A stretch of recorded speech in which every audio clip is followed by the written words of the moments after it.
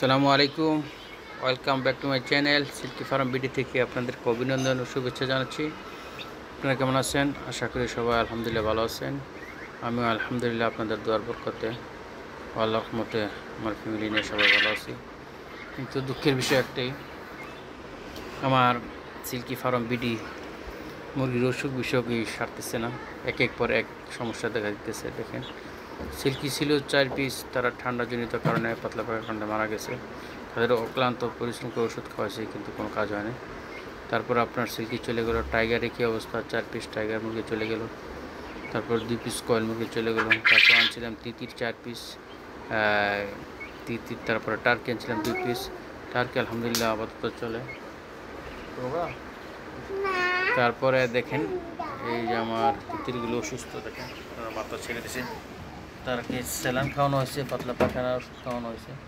দেখি আল্লাহ ভরসা খাও। এখানে মাথা ফেলে দিচ্ছে, এবার কিছু খাইতে পারতেছে না, পিছনে একটু লড়তেছে।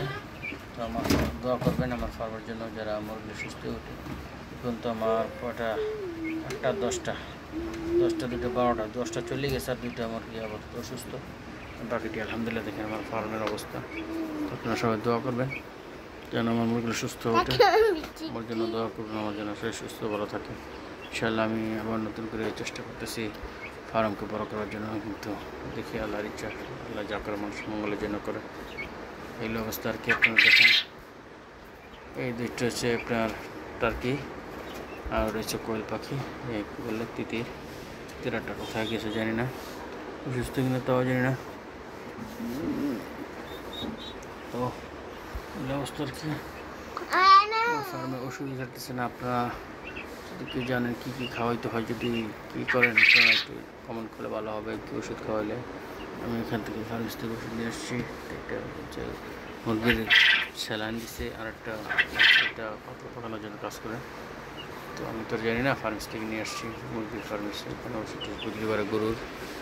তো এই অবস্থা আর কি। আগে ওষুধ খাওয়া চেঞ্জ করছি না, এখন অনেক অন্য ওষুধ নিয়ে আসছি। দেখা যাক কী হয়। অবশ্য খাওয়াইলাম 2বার পর্যন্ত, 1-2 ঘন্টা পর পর খাওয়ানোর জন্য বলছে। তো আমি খাওয়াইতেছি 2 ঘন্টা পর পর।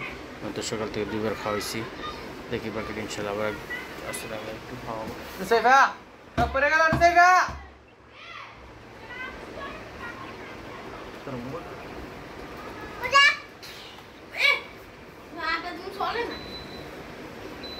এই অবস্থা দেখেন, আমি এদেরকে বাদ দিছি। তারপরে ফিড, তারপরে খুদ। তারা খানার ব্যাপারে তেমন একটা এই দেখি না, সবই খাই টুংটাং। ঠিক আছে, দেখা যাক কী হয়। বাকিটা আল্লাহর ইচ্ছা। অসুস্থতা সব আল্লাহ তাআলার নিয়ামত। হয়তো অসুস্থ হয়ে পরীক্ষা করতেছেন আল্লাহ তাআলা, আল্লাহ ছেড়েছি। তারপর চেষ্টা করতেছি, আমি ওষুধ খাওয়াইতেছি আলহামদুলিল্লাহ। সেটা না, বাকিটা আল্লাহর ইচ্ছা। তো সবাই দোয়া করবেন, আমার ভিডিওটা কেমন হলো কমেন্ট করবেন। আমার ভিডিওটা সাবস্ক্রাইব করবেন, ফার্ম বিডি সাবস্ক্রাইব করে রাখবেন। পরবর্তী ভিডিও আপডেট পেলে আপনারা আমি দিতে পারি, আপনারা জানতে পারেন। তো আমার চ্যানেলটা অতি ছোটো, সামান্য। আপনারা সবাই সাপোর্ট দরকার, আপনাকে সাপোর্ট করবেন। কমেন্ট, সাবস্ক্রাইব, লাইক, শেয়ার করে সাপোর্ট করবেন। তো সবাই ভালো থাকবেন। রমজানে রোজাগুলো সব পালন করবেন, সেমগুলো সুন্দরভাবে পালন করার চেষ্টা করবেন। হালাল রিজিক খাওয়ার চেষ্টা, ইফতার খাওয়াবেন মানুষকে, গরিব মানুষকে সাহায্য করবেন। ছোট্ট বাবুদের আপনারা রমজানে যার জাকাতগুলো দিয়ে দেবেন ইনশাআল্লাহ, যতটা মতো যার যতটা হিসাব করে। সবাই ভালো থাকবেন। আর কমেন্ট করার জন্য ভিডিওটা কেমন হলো কমেন্ট করার জন্য। আল্লাহ হাফেজ। আসসালামু আলাইকুম ওয়া রাহমাতুল্লাহি ওয়া বারাকাতুহু।